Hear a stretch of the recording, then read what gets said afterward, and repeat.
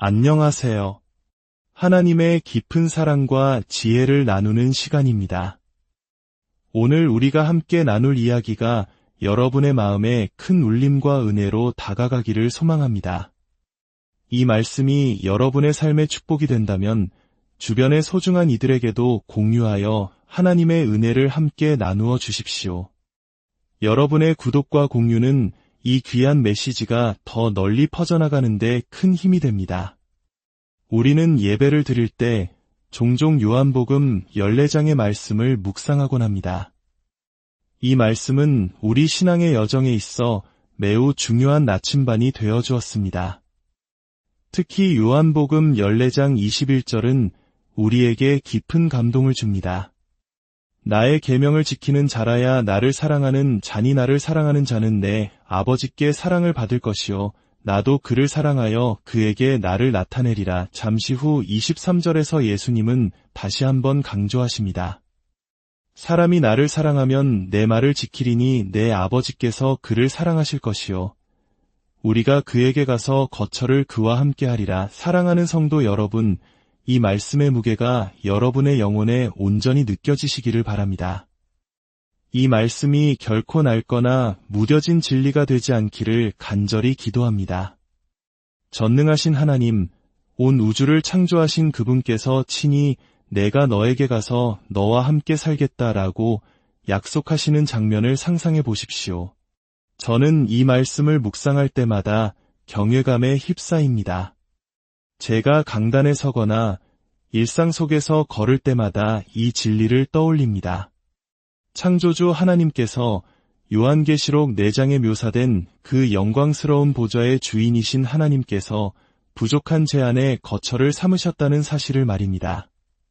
그 하나님께서 저를 사랑하시고 제 안에 거하신다는 것, 이것이 바로 십자가의 신비이며 우리를 하나님과 하나 되게 하신 이유입니다.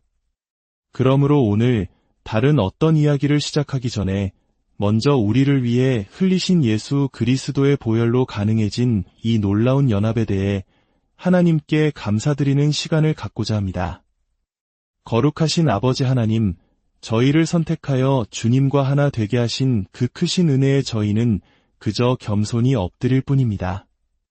주님께서 먼저 저희와 하나 되기를 원하셨고 그 연합을 위해 십자가의 고통과 희생을 감내하셨습니다. 하나님, 이 진리가 제 삶 속에서 결코 무뎌지지 않도록 도와주십시오.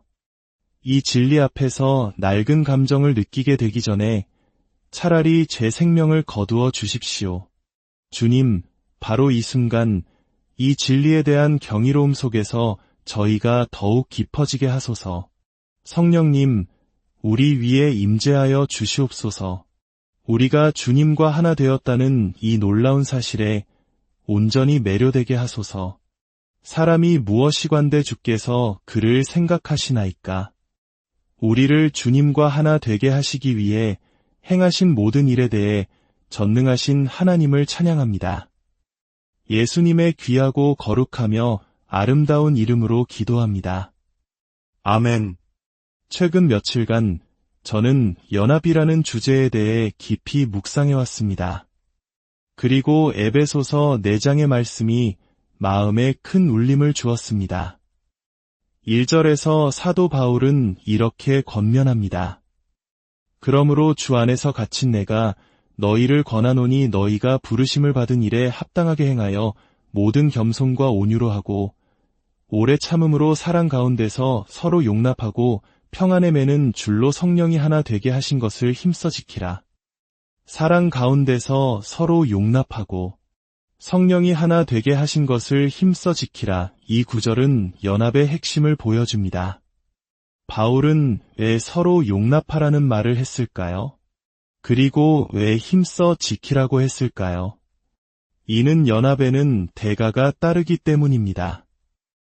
연합은 그저 감정적인 흥분이나 좋은 구호로 이루어지지 않습니다. 거기에는 반드시 치러야 할 희생과 비용이 있습니다. 우리가 사는 이 시대는 특히 그렇습니다. 제가 어떤 형제와 어떤 사역자와 마음을 다해 연합하기로 결단하는 순간 저는 그 사람이 가진 모든 것을 함께 상속받게 됩니다. 여기에는 영광스러운 것뿐만 아니라 그가 짊어지고 있는 세상의 비난과 적대감까지도 포함됩니다. 예를 들어 제가 어떤 동역자를 향해 이분은 나의 소중한 형제이며 우리는 그리스도 안에서 하나입니다. 라고 공개적으로 선언하는 순간 그를 미워하고 비난하던 모든 사람들의 분노가 저에게로 향하게 됩니다. 이것이 바로 오늘날 우리가 마주한 우정의 대가입니다. 하지만 우리는 그럼에도 불구하고 그 길을 가야 합니다. 왜 우리는 이처럼 대가를 치르면서까지 연합해야 할까요? 특히 인기에 집착하는 젊은 세대에게 이 메시지는 더욱 중요합니다. 만약 여러분의 삶의 목표가 더 많은 팔로워를 얻고 유명해지는 것이라면 여러분은 결국 친구를 배신하게 될 것입니다. 예수님의 제자였던 베드로에게 일어났던 일을 기억해 보십시오. 사람들이 당신도 저 사람과 한패가 아니요? 라고 물었을 때 그는 아니다 라고 부인했습니다. 왜 그랬을까요? 예수님의 적들이 곧 자신의 적이 되는 것이 두려웠기 때문입니다. 그 순간의 배신은 그의 마음을 평생 아프게 했습니다. 우리가 누군가와 연합한다는 것은 단순히 신학적 동의를 넘어섭니다. 그것은 하나님에 대한 경외심에서 비롯됩니다. 제가 한 형제를 바라볼 때 저는 그 사람의 연약함 너머에 계신 하나님을 봅니다. 요한복음 14장의 말씀처럼 하나님께서 그 사람 안에 거하시기 때문입니다.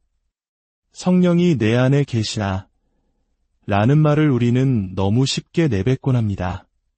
하지만 그 말의 무게를 진정으로 이해하고 있습니까?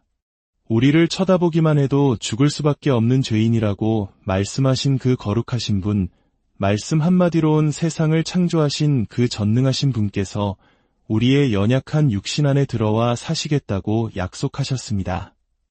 한 사람 안에 거하시는 성령님을 볼 때 우리는 감히 그를 판단하거나 그에게서 분리될 수 없습니다. 그것은 하나님을 두려워하지 않는 교만한 행동이기 때문입니다. 또한 우리는 서로가 필요하기에 연합해야 합니다.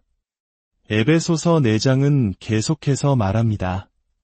하나님께서는 교회를 세우시기 위해 사도, 선지자, 복음 전하는 자, 목사와 교사들을 선물로 주셨다고 말입니다. 제 주변의 동역자들은 하나님께서 저에게 주신 선물입니다. 저는 수십 년간 성경을 연구하고 기도에 헌신한 한 형제의 삶을 보며 감탄합니다. 저는 그가 가진 지혜와 경험을 놓치고 싶지 않습니다. 하나님의 말씀이 그의 심장에 새겨져 희생적인 삶으로 나타나는 것을 보며 어떻게 나는 당신이 필요 없습니다 라고 말할 수 있겠습니까? 수십 년간 24시간 기도 운동을 이끌어온 그 열정을 어떻게 외면할 수 있겠습니까? 어떤 이들은 작은 신학적 차이나 혹은 누군가에게서 들은 확인되지 않은 소문 때문에 귀한 동역자들을 너무나 쉽게 저버립니다. 그것은 정말로 어리석은 일입니다. 하나님께서 주신 선물을 스스로 걷어차는 것과 같습니다. 또한 기억해야 합니다. 성령께서 그 형제 안에 거하십니다. 하나님의 아들을 그렇게 쉽게 떠나는 것은 매우 위험한 일입니다. 물론 우리 사이에는 차이점이 있습니다. 스타일이 다를 수도 있고 표현 방식이 저와 맞지 않을 수도 있습니다. 때로는 그의 말이 너무 직설적이어서 움츠러들 때도 있습니다.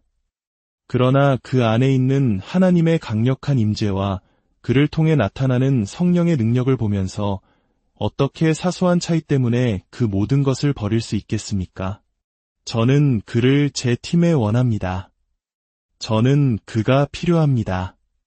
우리가 이렇게 연합할 때 우리는 서로의 원수들을 기꺼이 감당하게 됩니다. 제가 한 형제와 함께 서기로 결단할 때마다 저는 친구들을 잃습니다. 이것은 농담이 아니라 슬픈 현실입니다. 당신이 그 사람과 함께 있는 것을 보았습니다. 실망입니다. 라는 말을 듣게 될 것입니다. 하지만 우리는 하나님의 영이 거하시는 사람과 함께 서기를 포기해서는 안 됩니다. 하나님에 대한 경외심이 세상의 평판에 대한 두려움보다 작아서는 안 됩니다. 그리고 저는 연합한 동료들에게도 간절히 권면하고 싶습니다. 부디 저를 실망시키지 마십시오. 하나님께서 여러분을 더 크게 사용하신다고 해서 교만에 빠지지 마십시오. 탐욕에 물들지 마십시오. 도덕적인 순결을 잃지 마십시오. 여러분의 실패는 이제 여러분 한 사람의 실패로 끝나지 않습니다. 우리가 서로 연결되어 있기 때문에 여러분의 넘어짐은 저에게도, 그리고 우리가 함께 섬기는 그리스도의 몸 전체에 큰 상처를 입히게 됩니다. 우리는 이제 서로에게 책임을 져야 합니다. 우리가 서로의 순결과 겸손을 위해 싸워야 하는 이유가 바로 여기에 있습니다. 저는 하나님을 경외하기에 여러분과 연합합니다. 여러분 안에서 하나님의 겸손하심을 보았기 때문입니다. 부디 그것을 잃지 마십시오. 사탄은 우리의 연합을 미워합니다. 우리가 하나 될 때 나타나는 하나님의 능력을 그는 누구보다 잘 알고 있기에 어떻게든 이 연합을 깨뜨리려 할 것입니다. 우리는 앞으로 다가올 영적 전쟁에 대해 깨어 있어야 합니다. 이제 저의 삶의 계절이 바뀌고 있음을 느낍니다. 민수기 8장에는 레위인에 대한 규례가 나옵니다. 그들은 25세부터 50세까지 성막에서 섬기고 50세가 되면 그 직무에서 물러나 젊은 형제들을 돕고 성막을 지키는 일을 했습니다. 제가 50세가 되던 해에 이 말씀을 읽으며 큰 깨달음을 얻었습니다. 하나님께서는 제게 말씀하셨습니다. 내가 75세까지, 100세까지 그 자리를 지키고 있으면 젊은 세대는 언제 기회를 얻겠느냐? 아직 힘이 있을 때 다음 세대를 지키고 보호하며 그들을 세우는 일에 헌신하라. 그것은 마치 하나님께서 제게 주신 사명과도 같았습니다. 이들은 너의 자녀들이다. 너의 자녀들을 보호하라. 제 인생의 촛불은 이제 얼마 남지 않았습니다. 저의 삶은 거의 다 타버린 짧은 초와 같습니다. 그러나 지혜로운 것은 얼마 남지 않은 제 불꽃으로 아직 타오를 날이 무한한 젊은 세대에 길고 새로운 촛불에 불을 붙여주는 것입니다. 다음 세대가 저보다 더 밝은 빛을 내도록 돕는 것, 이것이 저에게 주어진 새로운 계절의 사명입니다. 이 자리에 계신 50대, 60대, 70대 성도님들께 말씀드립니다. 이제는 나를 위한 프로그램은 없는가? 라고 생각할 때가 아닙니다. 우리의 남은 삶은 다음 세대를 세우고 그들을 위해 기도하며 우리가 평생 배워온 지혜와 믿음을 전수하는 데 사용되어야 합니다. 그들이 교만과 정욕과 탐심의 함정에 빠지지 않도록 지켜주고 그들이 이 험한 세상에서 굳건히 서도록 보호하는 것이 우리의 역할입니다.